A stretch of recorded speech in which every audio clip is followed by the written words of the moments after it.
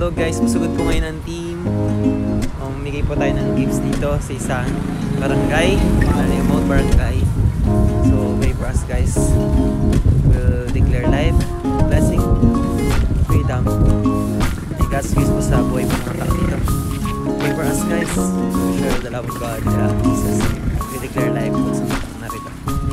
Yay! Ito po yung team. Dala po nila yung mga pamimigay.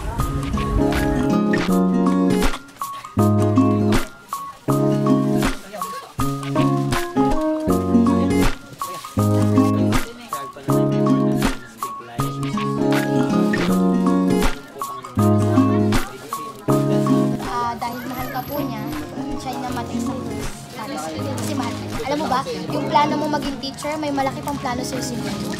Okay po yun, sabi sa Jeremiah 29:11 na meron siyang malaking plano sa iyo. Kung tatanggapin mo si Jesus, ano po, gusto ni Jesus, paglaki mo, huwag mo siyang kakalimutan. Kalimutan mo na lahat ng pangalan, huwag mo lang kakalimutan yung pangalan ni Jesus. Ano po, kasi yung pangalan ni Jesus, yun yung madadala mo. Kapag lumaki ka na, nakakaroon ka ng problema, napunta ka sa mga mahirap na sitwasyon, si Jesus yung makakapitan mo. Huwag mong kakalimutan yan. Okay po? Sige, we will pray. Alam Lord, and praying kay Jo, ang Panginoon, sa mga oras po na ito, Lord, I speak Jeremiah 29:11, Panginoon, na Lord, paglaki po niya, Panginoon, mangyayari po ano yung kalooban mo sa kanya. Lord, sige ako na lang. Sige, hawak ko. Para sa atin yung tayo ay makasalanan ba. Yung ibibigay namin sa inyong regalo ay matatapos, pwedeng masira yun, pero yung binibigay na regalo ng Panginoon ayun ay buhay na walang hanggan. Sinabi niya sa kanyang salita. Kaya sino dito ang gustong tanggapin yung regalo na binibigay ng Panginoon?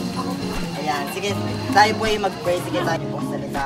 And I pray Lord na yung narinig po nila ng salita ay hindi po ito manakot sa kanila ng kaaway. Ito po ay tumubo Lord sa kanila po mga buhay.